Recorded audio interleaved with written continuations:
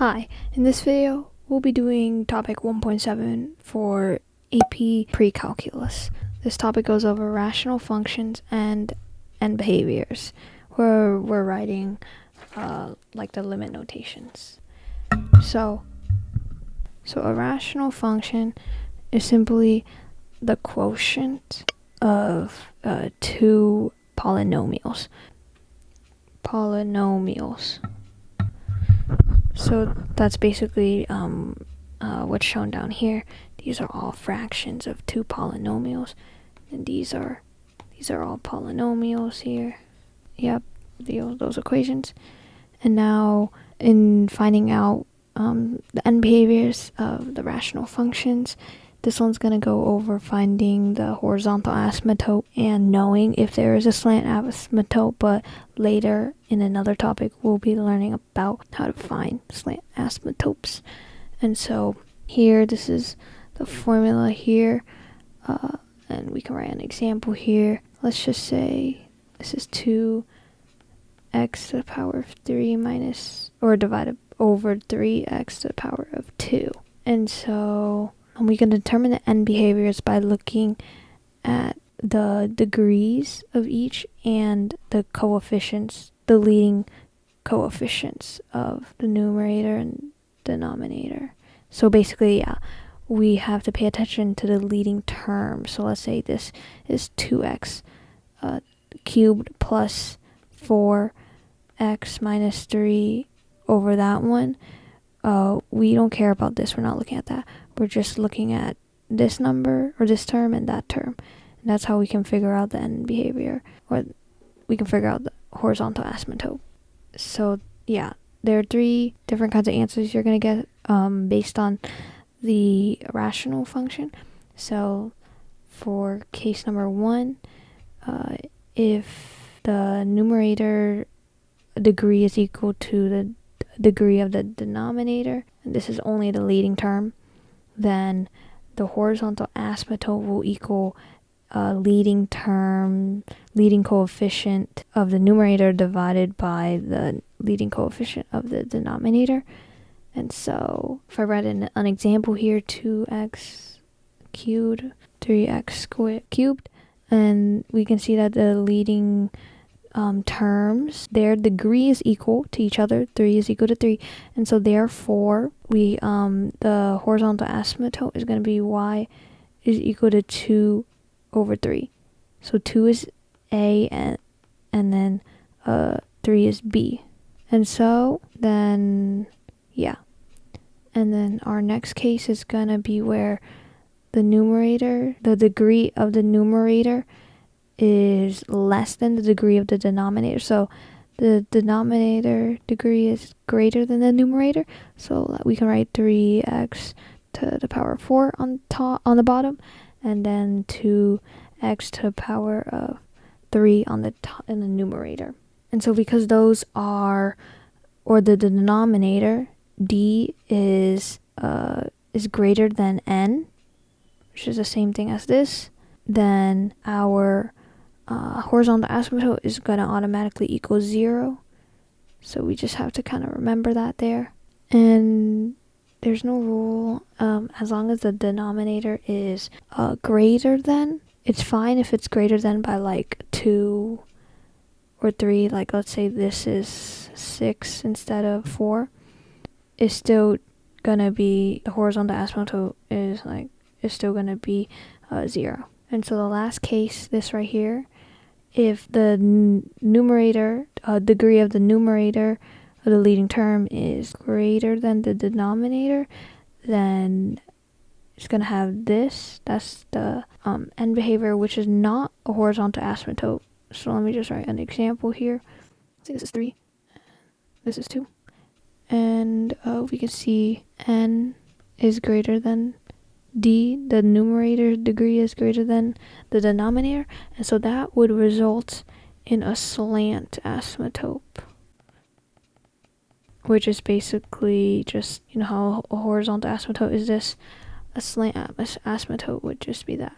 And for the slant asymptote for this one matters of how far away the numerator is from the denominator, the numerator has to be greater than by one more only, and in order to have a slant asymptote. So yeah, those were the notes, and so let's move on to the work or the examples. So determine if the following rational functions have a horizontal asymptote, a slant asymptote, or neither. If the function has a horizontal asymptote, write the equations of the asymptote. Alright, so our first one here. There's no need to factor, we just need to look at the degrees here. So we have 2 and 2, and 2 is equal to 2. So that means that we're going to be using the leading coefficient of the leading terms. And then we're going to divide it, A over B. And so the horizontal asymptote, I'm just going to abbreviate it, is equal to Y equal to 3 over 5. And make sure to put the y is equal to, because it's asking us to write the equation of the asymptote. So you can't just say 3 over 5. This next one, it doesn't say a degree here, so that means that the degree is 1. And so let's, the denominator is greater than the numerator. And so that means that the horizontal asymptote is just going to equal to 0. Y is equal to 0. This one is 2, and this one is 1 right here. And so the numerator is greater than the denominator, so that means that's going to have a slant asymptote. Alright, then D down here, this one, they're both 1, and 1 is equal to 1, so that means we're going to use the leading coefficients, which is 4 over 8, and 4 over 8 is also equal to 1/2, so the horizontal asymptote is equal to y is equal to 1 over 2. This one has 2, and this one has nothing here, so that means that the degree is just 0. That means that the denominator is greater than the numerator, and again, it doesn't matter the distance between these two numbers, only when it's a slant asymptote, the numerator must be greater than the denominator by 1. And so this denominator right here is greater than the numerator by 2, but that doesn't matter. Still, it's going to give us a horizontal asymptote of y is equal to 0. And this last one, we have 1 here, and then we have 0 here. Like, the exponent isn't 0, but we just say it's 0 because there's no x. So I just write 0. The exponent is not 0. But because there's nothing, then that means that the one that does have an exponent or degree is greater than. So the denominator is greater than the numerator, and so that means that the horizontal asymptote is going to equal to 0, just like the previous one. Y is equal to 0. Okay, so now this one is going to ask us to write limit statements to describe the end behavior of the following rational functions. So before we write the limit statements, we have to find out if there's a horizontal asymptote or if there's a slant asymptote, or neither. Okay, and so this one right here, they're equal to each other. N is equal to D, and so that means that it's going to be A over B, so 2 over 6, which is equivalent to, or simplifies to 1 over 3. And so horizontal asymptote, I'm just going to write HA is equal to that. And so limit statements, if you haven't learned already, is basically just telling us the behavior of when x reaches negative infinity, and or what's going on with the y values when x goes to the left or x goes to the right. And then and we also later learn not just when x reaches infinity, but when x reaches a certain number from the left and from the right, and we'll learn that later. But for now, it's just lim, and then if x goes negative infinity, we can basically just write what we already know. So that's how you're supposed to write it. And then what we're trying to find is what y or f of x will reach. because we've already found the horizontal asymptote, then we know that y will be reaching 1/3 on both sides. So basically I can give an example of the graph here. And basically as x goes to -infinity, the value of y is going towards 1/3. Just write that. That's the horizontal asymptote. And then as x is going to positive infinity, y is reaching that horizontal asymptote too. Because horizontal asymptote means the y value, it's going there. But a vertical asymptote is x value is trying to reach that number, or is reaching that number, because it never goes to that number, obviously. So now the next one, we see 2 and 3. So the denominator is greater than the numerator. That means horizontal asymptote is going to equal to 0. Y is equal to 0. And so left is always -infinity, positive infinity, and this is g of x. So g of x is equal to 0. It's equal to 0. That was quick. This one is a 4 and this one is a 3. So we have the numerator greater than the denominator. That means that it is a slant asymptote. And when it's a slant asymptote, it's not reaching any number. It's reaching infinity and -infinity. Like that slant asymptote is just like a normal like linear equation. Like every y value is being touched. You can see. Test there, it's being touched here. It's being touched here. Yeah, yeah. And so that means that when it's a slant, as x reaches -infinity and positive infinity, h of x, or basically y, there it's going to be reaching. And then we can know which way it's going by looking at the leading coefficients. We see that this is a negative, so it's going to equal to this right here, -3/1, which is -3. So that means basically the slant asymptote is going to be going down.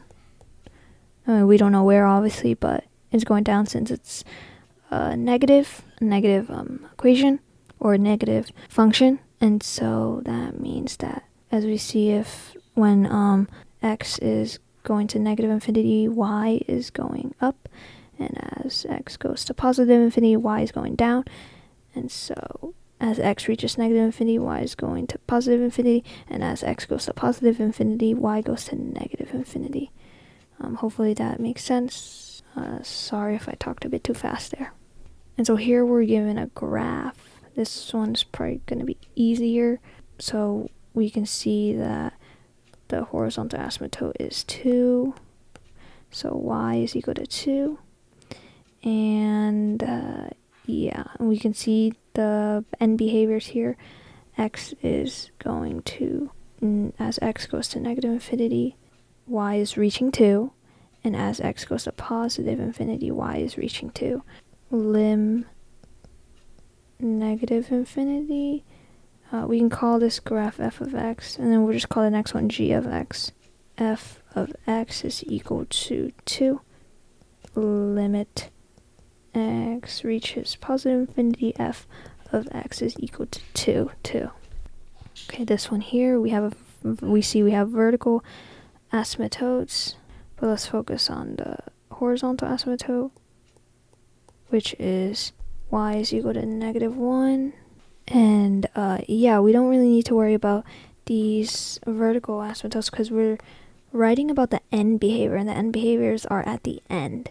So I don't think the middle matters. So as x reaches -infinity, g of x equals -1, and limit as x reaches positive infinity, g of x is equal to -1 too. Alright, so this one's talking about slant asymptotes. Yeah, see, if the numerator is exactly greater than the denominator by 1, we're talking about degrees here, then the rational function will have a slant asymptote that is parallel to the ratio of the leading terms. So yeah, A and B. Yeah, as we see when we did the equation, this equation right here, our leading coefficients were -3/1, and so that means that the slant asymptote is parallel to that, and that means it's going down. It's negative, so it's decreasing as a function, which means that these behaviors. Yeah. And so this is the last question. Oopsies. Help. Bruh. Okay, we got it back. And so now it's asking example 3. We're doing example 3 now. Also, you can also think of it, so D plus 1 should equal N. If it doesn't, then there is no slant asymptote. So D plus 2 is equal to N, then yeah, there's no slant asymptote. And so example 3 is asking which of the following rational function has a slant asymptote parallel to the line y is equal to 1/2 x. So the slope here is 1/2. So parallel means that it has the same slope. Okay, so now we have to find the leading terms that have degrees that n is greater than d and d plus 1 is equal to n. So let's look at number 1. We have degrees that are equal to each other, so that's wrong. That's going to have a horizontal asymptote of 1/2. And then this one right here is 2/3. And the denominator is greater than the numerator. That's the opposite of slant asymptote. So this one is going to have a horizontal asymptote of 0.